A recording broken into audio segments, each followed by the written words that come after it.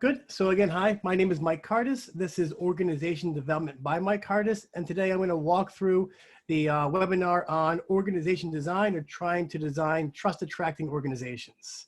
So to begin with, I need to clarify that all this work and this theoretical and research-based stuff comes from a gentleman named Elliot Jacks. Elliot Jacks, and here's one of his books here, Elliot Jacks.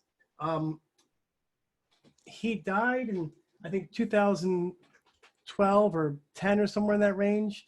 He was a Canadian-born psychoanalyst who did a lot of work in the 50s and 60s in creating what makes organizations effective. And the ideas, my friend Pavel's here. Pavel was at 2003. Thank you, Pavel. So 2003, and the ideas were there to sort of make sense of things. And I've always found them rather attractive. And they've helped me work through some of the areas. And so today, I'm going to do my best to walk through that and to give you areas of focus on. But to begin with, I want to sort of clarify this piece too, is that the content I'm going to walk through is what we call looking at what are called managerial accountability hierarchies, meaning inside an organization, do we have a structure of manager, direct report, and direct report that have a structure in that piece. Additionally, I'm looking here at sort of work or managers in workplace and at leadership skill sets. And your roles will be different and your roles will vary based upon where you are at work, how you are sort of with the family or father process, or at school, other sort of things. So when I think about like my time, a lot of times when I'm working in organizations, my role and my complexity and how I get things done as a employee or as a consultant is much different than how I'm interacting with my children. So be thoughtful of that in the context. And I'm going to walk through this and try to do my best to kind of respectfully put the ideas out there. And walk through it. Let me get the shared screen. Let's go up.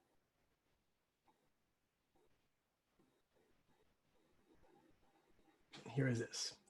And additionally, I want to share that while Jax did pass away in 2003, there are quite a few of us who are still trying to keep the idea there, and we found relevancy of the concept, and it still is applicable. While some of the nuances may have changed or not changed, what I say to most organizations and folks is that we've known about people working together since the ancient sort of, when people became agrarian or hunter-gatherer families, people have worked together.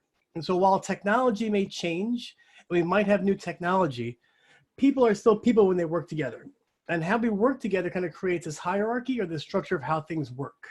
When I say hierarchy, I don't mean sort of a dominance hierarchy or a way to kind of subjugate people. What I mean is that any time a group of people get together, they're trying to figure out, and you individually try to figure out, how do I fit inside this group and what can be effective to get work done? And so I'm going to walk through almost two separate parts. The first part is going to be looking at the roles of the organization, and then we'll kind of come back to the people part a little later. So the first thing is this slide I use a lot to kind of say, success will only move as high as the ability to handle complexity of the individual managing the work.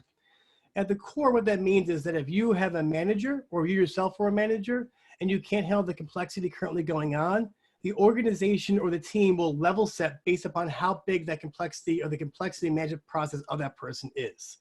I'm going to define these terms in a couple of seconds, but be thoughtful about, especially now when we have COVID-19 and a lot of things are kind of being, there's a lot of tumult going on.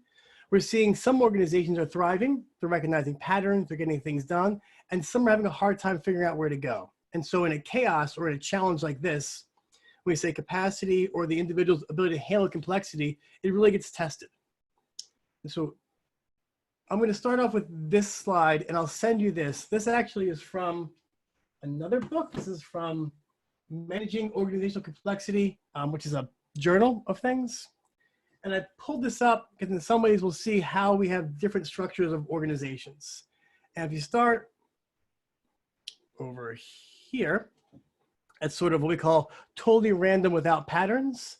Then it goes from what we call highly unstable, meaning that, again, the things are sort of, the patterns are not recognizable, or the chaos is so strong you can't see what's currently going on, over into this end here, which is more mechanistic, which is where we have tight control and tight rigidity in systems.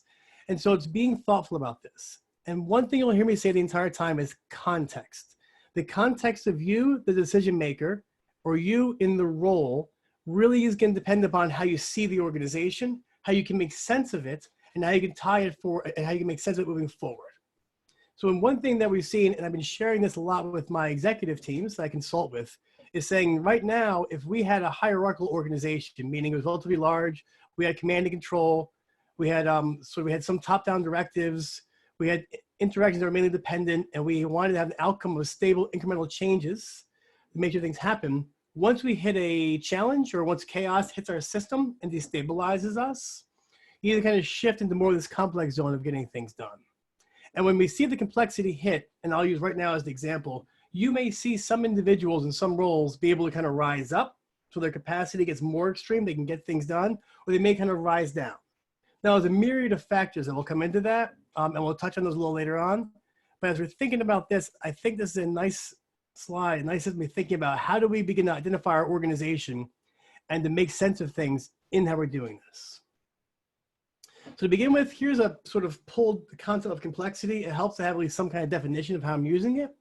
So what Jacques defines complexity as is complexity may be identified in terms of the number of variables that have to be dealt with in a given time, in a situation, the clarity and precision with which they can be identified, and the rate of change. This is important. It's almost saying, thinking about how do you currently know things? Like, how do you know where your organization is? What patterns do you see? How do you gain that knowledge? How do you gain new training and skill sets? And the third part that we think about this is, how do you begin to identify in the patterns what skills that are useful in that time? And this complexity can be challenging, and it can rise or lower. And when we think about this, a lot of times we say in organizations, structurally, when we have managers and we have direct reports, is that if your complexity skill set is similar to or equal to your manager, there may be some frustration or sort of felt micromanaging or macromanaging that happens inside the system. Additionally, what Jacques began to see as complexity is that people see complexity in different ways, and that not everybody sees complexity in the same way. So when we think about organization development or design, you need to be thoughtful about where are those folks that have deep experience or deep knowledge to see multiple patterns? How do the patterns fit into their systems? And how from those patterns can they create ways to kind of move forward and to make sense of the organization? This is one of my favorite quotes, and I probably used it a bit too often. Stephen Clement did work with Elliot Jacques when they were doing work in the US Army and developing hierarchy in the Army. There's a great book that they both wrote called Executive Leadership, which I have here on my shelf. It's pretty attainable and it works through a lot of the theories, but I'm going to read this. I think it's great. Organizational structure, accountability systems, and working relationships are somewhat boring. It's much more exciting to focus on influencing hearts and minds of people, leadership. So the quest for magical charisma goes on. As a result of this thinking, the efforts at improving performance in today's organizations are never going to be as successful as they could be. As I unpack this quote, this is where some of you who know me and have spent time with me hear my argument behind separating leadership from the organization. And the reality is, if we can begin to develop organizations and begin to create connections, role relationships, where people can be themselves and they can get their work done based upon their skill sets, we don't have to focus much on leadership. The skill sets will come out. Additionally, when we keep trying to figure out what psychological profile are you, or is this person an E or an I, extrovert, introvert, those things in some ways just create more challenges. And you've seen this before. So for example, the reality is, I use the example of, when I moved to Buffalo, I spent a lot of time working at a conference center where we had offsites. We would have companies come to the offsites, to the retreat center, and they would see high trust, folks would get along, there'd be great structure in that team. We see a team work really, really well.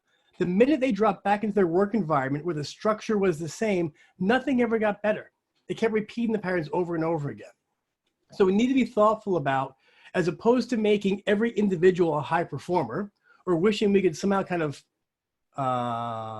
tweak people's personalities to be effective leaders, the question again is, how do we work on structuring our organizations to allow people to be fully themselves inside the organization? So this is perhaps one of my favorite illustrations or sort of things to look at. And being that we're not too interactive, I think it's a webinar, I'm going to just sort of talk about it a little bit. So as you're looking at this, I guess the first question is, and sort of think about it, is what do you see inside this picture? And typically when I ask that, People at first, they see a room or they see architectural layouts, they see a schematic. They see a room and they see, right, there's like a TV here, windows, those sort of things. I'll let that go for a while, then eventually I'll say, do you see the elephant? And it takes a little while to kind of get your perception to kind of shift to go from the room to the elephant. But then when you're there, suddenly you see, like, here's the eyeball of the elephant, here's the trunk, here's the elephant's feet, right? Here's the elephant's ear. And in this process, we say, again, oftentimes when you're having challenges inside your organization, the structure you built or the hierarchy in the organization itself is the elephant. And so we have to be thoughtful about what kind of companies are we building and what design are we putting into place. And unfortunately, very few executives have a lot of training in org design structures. This is walking through kind of the layout that we see in sort of trust attracting versus trust repelling. I'm going to walk through this to kind of set up the second part of the conversation, is these pieces. And so we see on this side, we have what are called trust attracting. In the beginning and in the literature, Jacques sort of called this sort of trust attracting, and they call it paranoiagenic, which means creating paranoia or challenges. I've called it trust repelling. I've been using that language a lot when I'm working with teams to sort of say, is your organization or are your relationships set up to attract trust to the organization or to repel trust from the organization? And trust in the organization is important, especially now we're seeing challenges. And I know as I'm working with a lot of executives throughout the country, we're seeing layoffs and shifts in structure. We're gonna be thoughtful about this. So I'm going to walk through these sort of comparison models. So on the one hand, we have equal and felt fairness between personal capability to complete great work and compensation. On the other hand, we have unequal gap in capability and great work and compensation. Over here, we see recognition given appropriately. On the other side, we see excessive bureaucracy or top-heavy management structure. Too many levels within the organization. And I think with both these, the first part is this. What we see is that people doing their jobs and working to their capability, they want to be compensated fairly for this. If the gap exists, meaning that you're doing work that is challenging and is outside your capacity, you're not being paid fairly for that, that creates trust repelling behaviors. If there's too much bureaucracy, meaning you're being too top down and you're being forced to kind of get work done, that also creates bureaucracy and people get frustrated at that. Correct distance and knowledge, responsibility, and competency between a manager and employee, that's gonna be part of the model I talk about. If you have managers and employees that are too close together in the work they're doing, you can create a lot of frustration, a lot of anger, and that's where micromanagement comes from, and frustration. Absent non-existent relationships between manager and employees. Managers are seen as competent and held accountable for the output of the staff. This piece is also really important, and one of the things that Jacques hits, and we hear in newer literature and research in org design, is saying that ultimately the manager is held accountable for the output of the staff. You're accountable as a staff person for doing your best and putting your work forward, but if you are my manager, you're held accountable by your manager in some concept to say, is the output being delivered meeting expectation or not meeting expectations? And this slight shift of language helps the manager understand that there's some coaching to be done and how to get things done. It also helps to avoid some scapegoat mentality and getting things done. Trust repelling, managers are seen as incompetent and are too close to the goals of the staff. And trust attracting, managers are involved in adding value to provide resources for staff to solve problems and make decisions. In trust repelling, people often lack clear understanding of what the manager is accountable for or their manager's goals. When I go into organizations that are looking at org development work, a lot of times I'll ask the employees, are you clear what your manager's goals are, what they're accountable for? Many people aren't. Additionally, the part of trust attracting, a manager is being involved in adding value and providing resources for staff to solve problems and make decisions.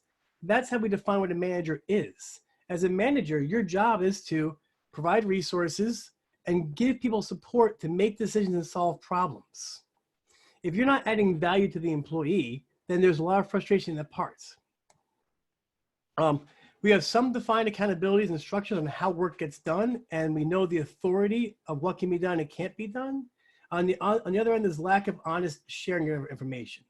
With this part about defined accountabilities and structures, I've been doing a lot of research and work in some advanced org development classes and organizations on defining what do we manage and what do we monitor.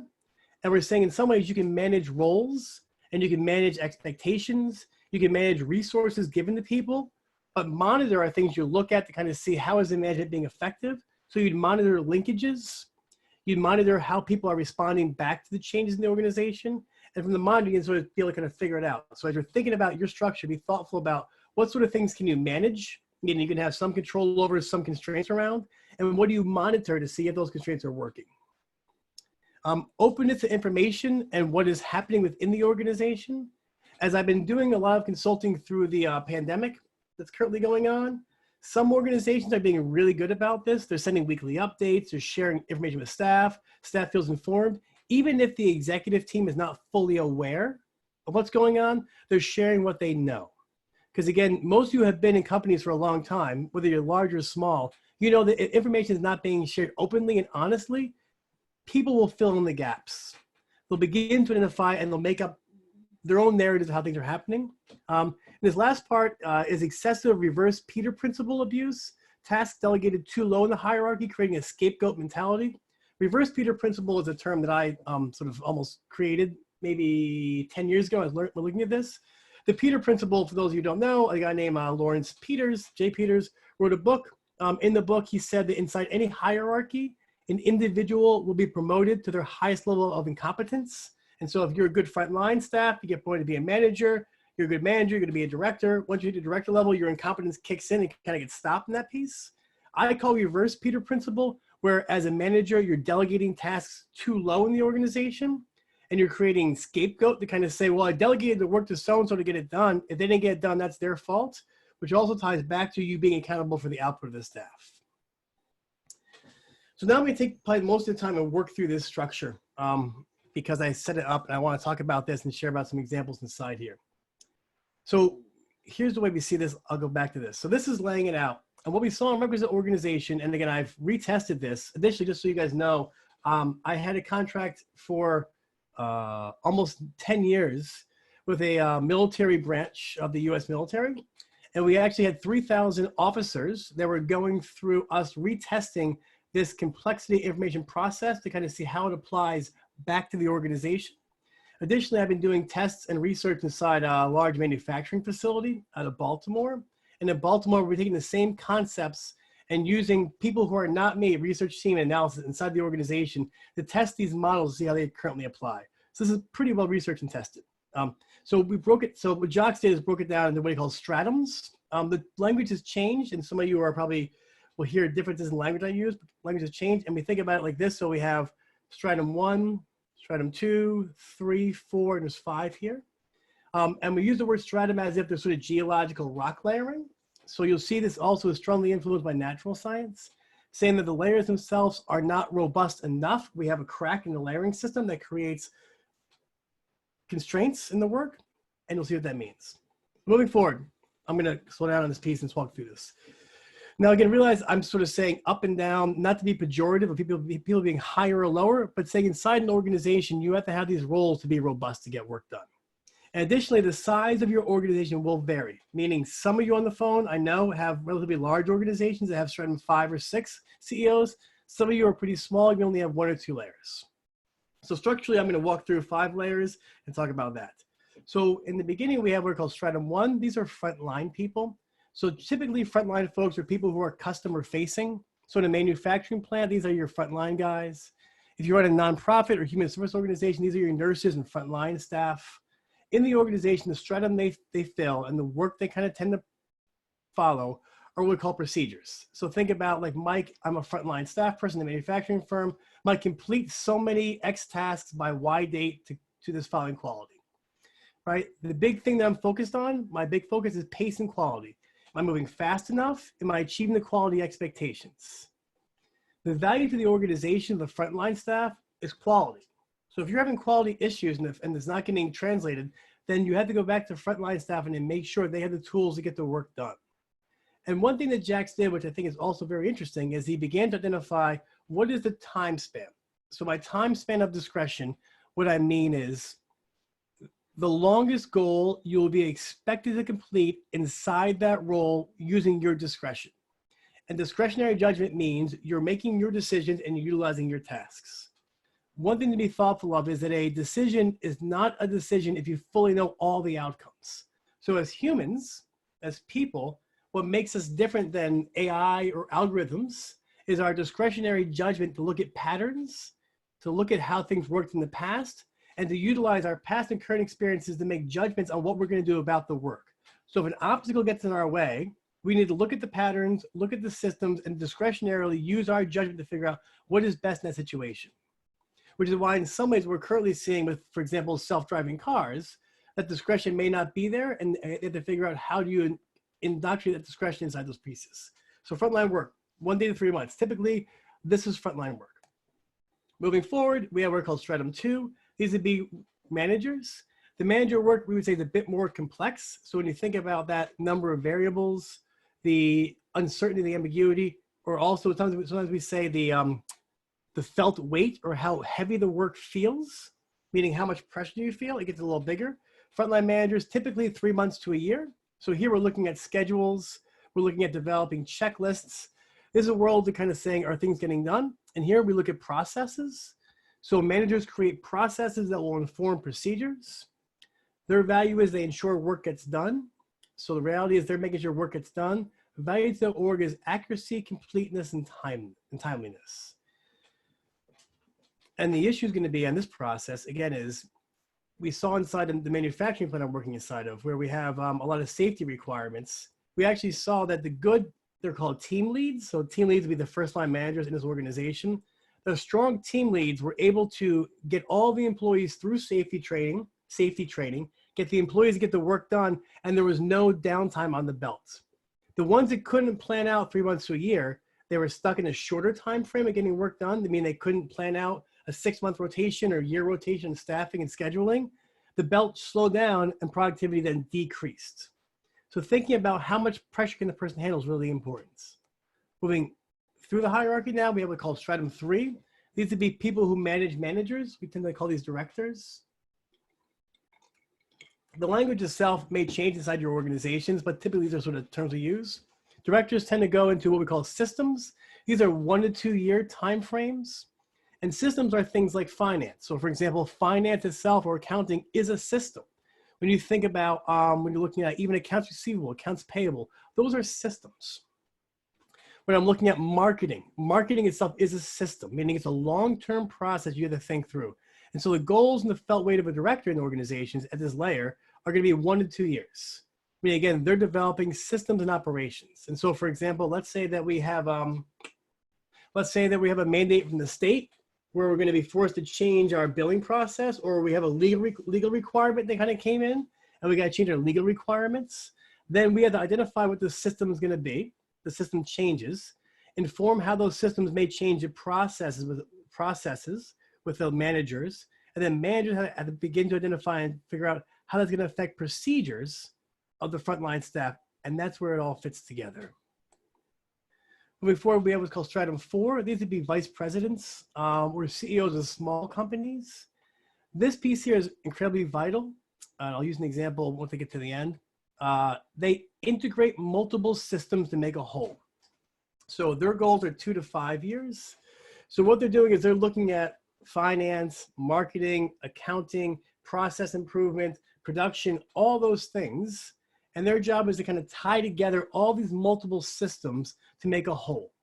And as you can see, as we kind of go up this layering piece here, the complexity increases.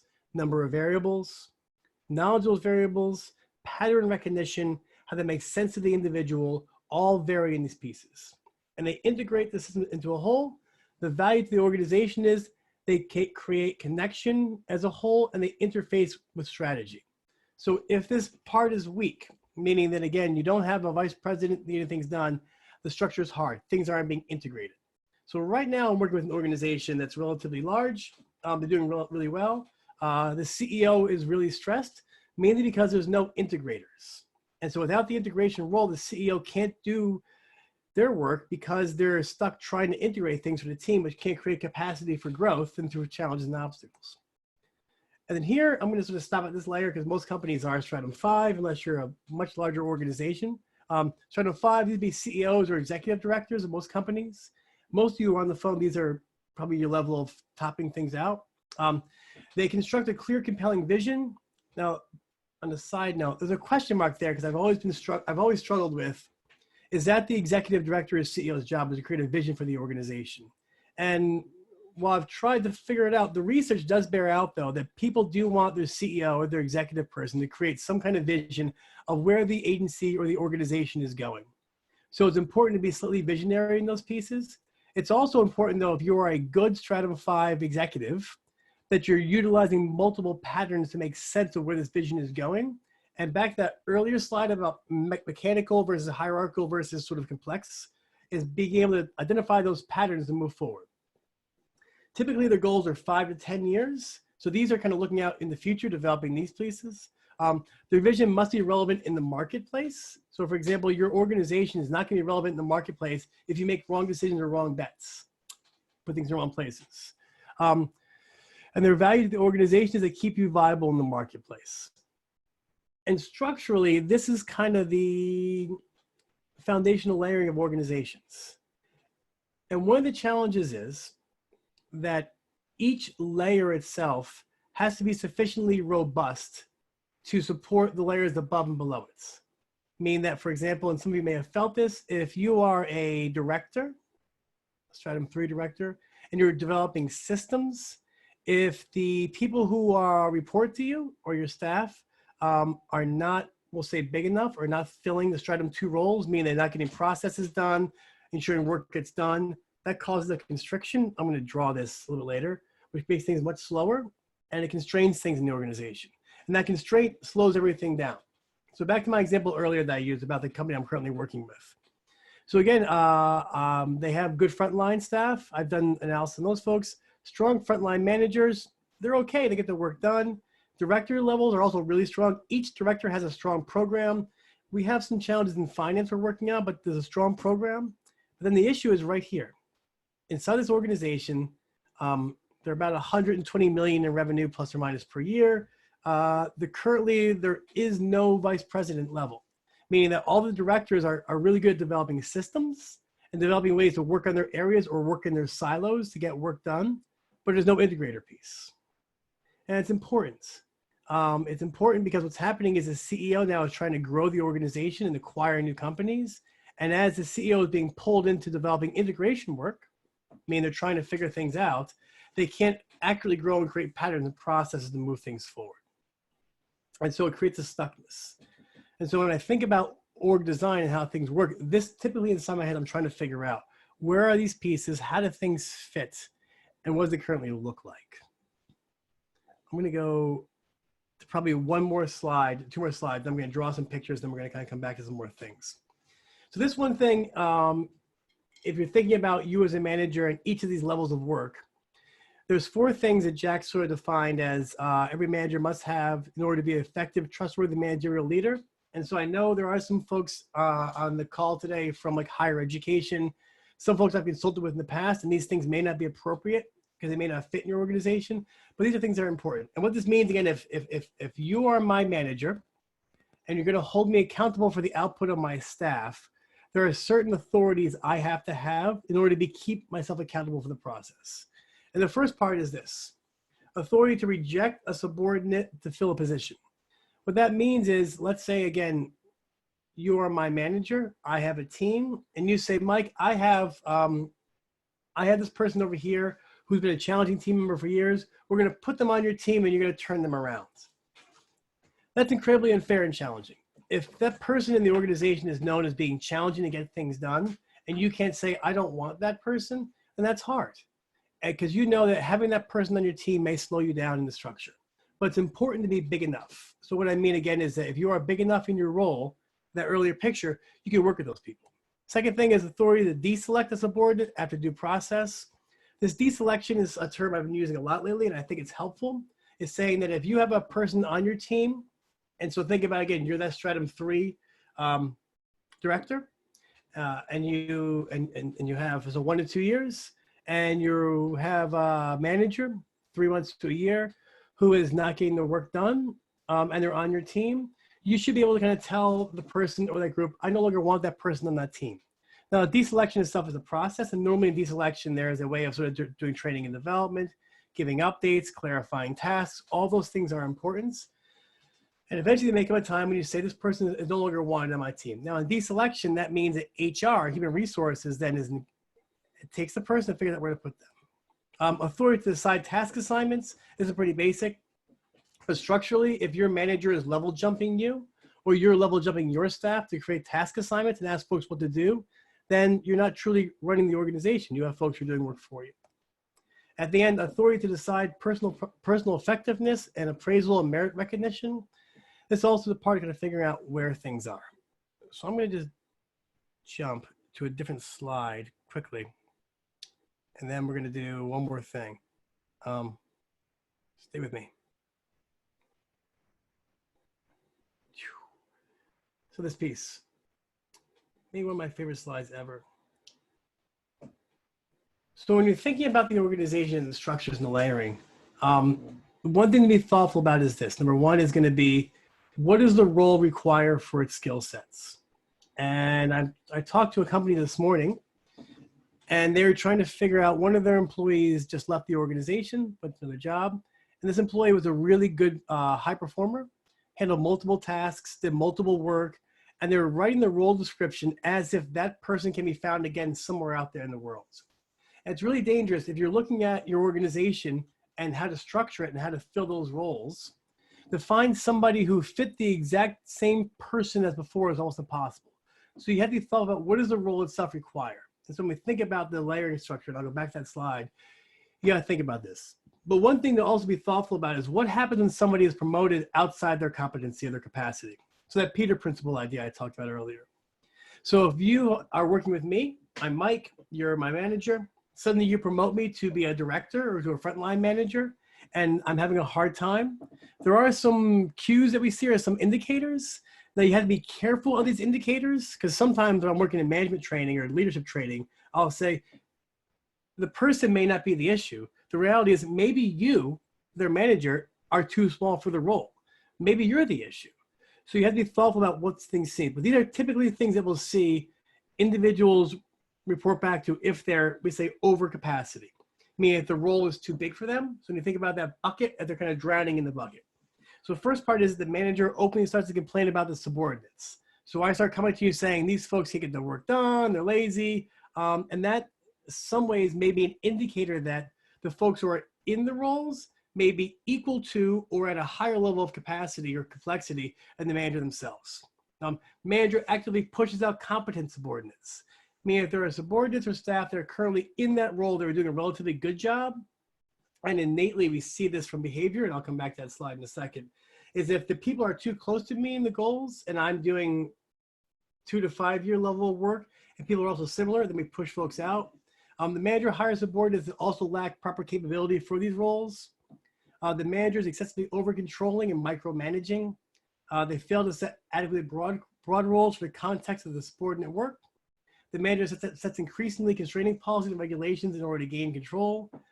There's noticeable deterioration of leadership qualities as compared with effective leadership in the previous role. And you've seen obvious changes in personality. So all these things here may be an indicator that if you've promoted somebody, or you've hired somebody, or you have somebody currently inside the organization that's showing a couple of these, it may be an indicator to kind of go back and begin to identify where the work is and what's currently happening. So I'm going to stop this for a second and sort of take a deep breath and go back to, I'm going to share a different image with you guys. I'm going to draw a little bit on the image for the next probably 5 minutes and talk about the structure itself and talk about some common challenges we see, and then we'll dive into questions. Share screen. I want to go into this. All right. So let me draw. I'm going to make it this. I'll make it. So this is the same layout that I showed you earlier, going from front line to secondary line. And the important thing is this. So typically, what do we see? Now, again, let's imagine, for example, that you have inside this manager role, right? You have person A, and then you have person B. Person A is the manager of person B. But the thing to be thoughtful of and how we structure this is that the goals have to be separate enough, meaning that if person A is managing person B, and their goals are that close together, so they're both doing similar work, the time span of the work is similar, and they're both developing processes, That's going to create a lot of frustration. You've probably felt that. And then ultimately, let's imagine the person B oversees a bunch of C's here. C's. So they have C's. So now what you have, what we call a constraint on the system. So you have person A and person B who are relatively similar in their capacity. They handle the work. I mean, they're both doing similar goals. They have similar roles. They're close together. Yet for some reason, they're managing each other. A is managing B. Now, what we're going to see quickly is we're going to see micromanagement. We're going to see B feeling angry, feeling constrained, feeling frustrated. Additionally, what we'll see many of the C's perhaps circumnavigating B to go to A. Because what's going to happen is if C wants to get something done, person C, they'll go to person B, their manager, and the manager will say, well, I got to talk to so-and-so in the first place to get things done. And they'll say, well, then what good are you in the first place? And this triangulation then happens. Then we have manager A, then we have manager B being mad at manager A, and this triangulation happens in the structure. And this is a very, very common in organizations. It happens an awful lot. So you have to be thoughtful that when you're putting folks into these roles, is there sufficient separation of the work to get done? So if we have a stratum 2 manager, meaning my goals and roles are 3 months to a year, I'm creating checklists, developing processes, my work is big enough and broad enough going to be able to add value to the frontline staff. If we're too close together, that creates that repellent behavior and that structure. One more challenging thing, I'll change the color and then we'll kind of drop into some Q&A and I can share more with you guys. And I saw this in another organization we call macro management, where again, if we have, let's say we have a CEO, and for some reason the CEO is overseeing or managing frontline staff, or they're managing stratum 3 people, we're gonna have a translation error. And I was in another organization, another company where we saw this a lot, where we had a CEO overseeing frontline IT staff and frontline operations staff. And then we had a lot of frustration because the CEO themselves was so busy answering emails. We created, it was a macro or too large management structure. So the employees had too much space to move and they weren't too sure what to do. It also created issues and repellent behavior. So while I've gone a bit longer than I wanted to in the structure, it's important to think about this. And one last thing that we see also is this, is that essentially these units have to be strong. So if you have a robust enough structure where you have frontline staff, directors, and managers all working together really well, and they're structured and they have a good team working process, you have directors who are big enough to do their work. So they're fixing the system. They're creating new intakes, new finance, new processes. And as they fix these systems, then the managers themselves and the directors can have discussion. They can go back and forth on the goals. And they get along well, not because of their leadership style, not because of their emotional intelligence, mainly because the work is separate enough and each individual is comfortable enough in their role to be able to kind of do their work and to put the structure in place. And that's the important thing. Inside the manufacturing firm that I'm working with, and we tested this, we saw that as team leads, which are these folks, and area leads, which are these folks, as they left, using these time frames, 1 to 2 years or 3 months to a year, we could almost time how long it would take for the person to be successful or not to be successful. The term for that is what we call requisite uncertainty. So it takes a while to determine if it's a good or bad choice. So think about you as a director. If you make a decision to buy a new software, to test new technology, to try a new system, it may take 1 to 2 years to determine was it a good choice or bad choice. So if you are in an organization and you're a director and you're doing a good job, put good choices in place, then you leave, somebody new comes in, they're more than likely going to ride your process and your structure and your work for about 1 to 2 years. Once that kind of gap of 1 to 2 years stops, their work picks up and that kind of takes over. What we saw with the manufacturing firm is we could almost time this. If there was a good manager, a good director there, it held robustly. And if a new one came in and things fell down, we knew quickly that that person was probably too small for the role or too small for the work. Hand, oh good, hands.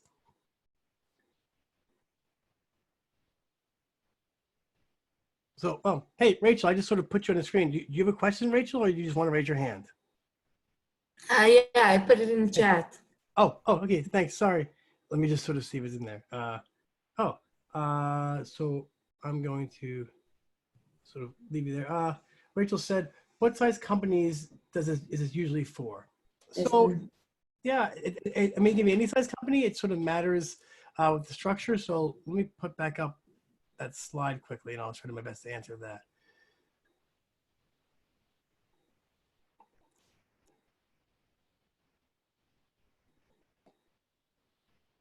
Being thoughtful about this piece here. So you'll see company size is different. So again, once you get to, let's say, stratum 5, you know, my argument is no matter how large your organization is, if you are running the organization, somebody has to be looking at the market viability. There is some research separating things into sort of revenue or size of employees. I'm not too, I mean, that sort of makes me kind of wonder about this, but typically, like, once you get to this large of an organization, stratum 5, you may have a couple hundred employees. Now, if you're like, I think about my work, for example, like within my world, like I'm a solo practitioner, so I just work by myself for myself. But in the structure, I can guarantee you that what I'm doing, even inside my own mindset, is trying to identify what is the future for my market going to be? How do I keep myself viable in the marketplace? So it depends upon the size of the organization. That really does depend. But additionally, you have to be thoughtful about how big is it. So typically, I'm working now with a small nonprofit. They're, what are they? About $3.5, $4 million. And they are probably going to be good enough for a stratum 4, meaning the CEO is going to be integrating multiple things to make sense of things. The CEO is going to be part of developing the integration piece, but at the same time, they have to wear multiple hats. The CEO has to integrate things, but also kind of make things fit. So understanding that is important. And sometimes it's a matter of size, but it's also a matter of trying to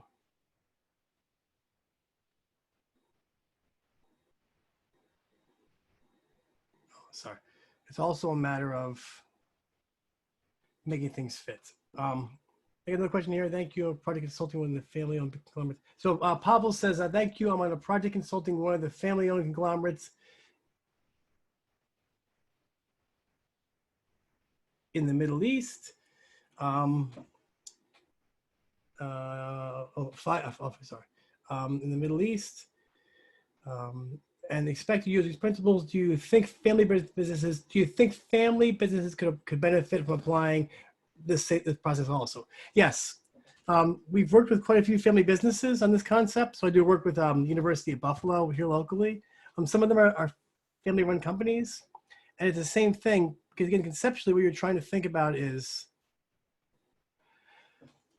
inside the role, what do we have to fill? And for you to think about that, that's also one thing to be thoughtful of, is when you're filling roles in the organization, the question normally is, how big does a person have to be to fill this role? Now, you may have folks, and we see, that have excess capacity inside that role. So for example, a classic example I use when I was working at Clemson University in South Carolina, and I was doing work with the adjudicated at-risk youth programs. There was a friend of mine, Christy, and Christy was really good with the kids. She was a good frontline staff. She was great with the kids, and I was director of programs. So I was developing systems, hiring folks, working on developing grants, all that kind of director stuff. And then eventually what happened was a position opened up, and I went to Christy and I was like, hey, Christy, do you want to apply to be manager of this program? And I knew she had the capacity and the skill set to do it, meaning she could think through the complexity of it. But she was very clear to say, she said, Mikey, she called me Mikey, which is fine. She said, Mikey, I don't want to do that. She said, I see you, you're stressed out. I don't want to manage staff. She goes, I like being with the kids. I like being on the beach by 3:30. I like having my weekends. And so she had excess capacity for the role, but didn't want to utilize it. I think in family-run companies and also in any organization, the worst thing we can do is force somebody into a role that's above their head or has too much weight for them and expect them to kind of be able to make it through the process. Additionally, what I tell folks is if you promote somebody, so let's say you choose to promote me in an organization to a level that is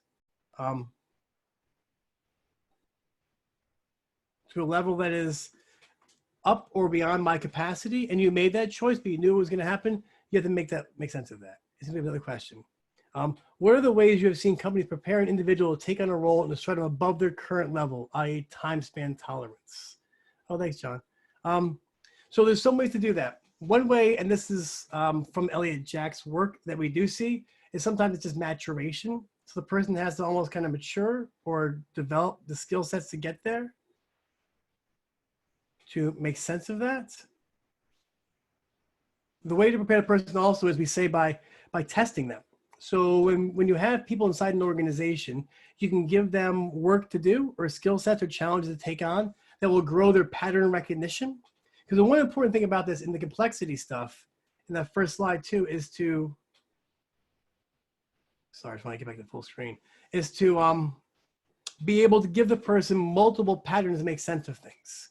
And additionally, as you have them, to begin sort of testing them out to make sense of the work in the organization. So as you're doing that, a way to make sense of that would be, number one, to put them in situations where they have to pick up on new patterns or new ways to handle the complexity of the work that may be too big. So you give them a goal. Say, hey, if the goal is, let's say it's a frontline manager position, it's 3 months to a year. You'd say, hey, as a director, I'm working on this new, whatever, process or procedure. Can you write out for me or work on me what a 6-month goal would look like for that? Have them write down the tasks, write down the work they're going to do, and write down their thinking, and have them begin to get thinking skills behind that process. Additionally, one thing to be careful of, though, and we see this with project management. So when I'm working inside another military contract I have with project managers, and some of the PMs can handle 18-month projects or 2-year projects and do amazingly great work because they're able to work out the complexity, lay out the layering, put skill sets in place, put backstops in place, and they're able to kind of plan that far into the future. We call that complexity planning, which is based on that layer. And some folks are really bad at it. And the ones that are really bad at it tend to sort of, we see them, you see them wait. So if the task takes 2 years to accomplish and the work is 2 years of accomplishment, what they will begin to see is they'll see that they can't plan that far in the future. And so people can't see that much complexity or that many patterns. They tend to wait and they lock up. And the waiting creates a backlog of work. It makes things worse. And as it gets closer and closer to the due date, they create this whole dust storm around them of sort of pressure and yelling and just mess. And that mess can sometimes be misconstrued by those in management as hardworking and sort of getting things done when they're just making a total mess of the work. And that is usually a person who cannot plan their complexity or their work that far into the future. The ones that can handle that complexity level of work will get 2-year tasks done and be really efficient at it. So I see another question. How do you recognize leadership qualities with either looking for another position or when resellers I find a current company I work for? So one thing you want to be able to highlight is this, is looking at how you went about solving multiple patterns or problems. And so an example we say when we're hiring folks, or to kind of be able to recognize the leadership, is sometimes we'll ask a question like, this job requires you to complete tasks that may take 18 and 24 months to accomplish. Have you done that before? And the answer might be yes or no. But as you're drawing those parts out, you want to drill into that. You want to ask things like, who made the plans? Who did you report to in the plans? What was the structure in those plans? How often did you report in those plans? When things went wrong or things went off track, how did you update those people in the procedures? So you're trying to dig into this to make better sense of how they get things done and how the work happens. And the leadership skill sets, I will say, will happen if you are put inside the organization where you can essentially do your best work. So to recognize other individuals' leadership qualities, you want to look at, there's a piece and there's, so let me quickly pull this up. Give me 2 minutes, I'll share one last slide, which may be helpful. I'm going to send you guys all these slides. This is a pretty robust slide deck. Oh, wait, sorry. I made a mistake. This is a pretty robust slide deck that I use for a class I teach. I'm going to give you all these.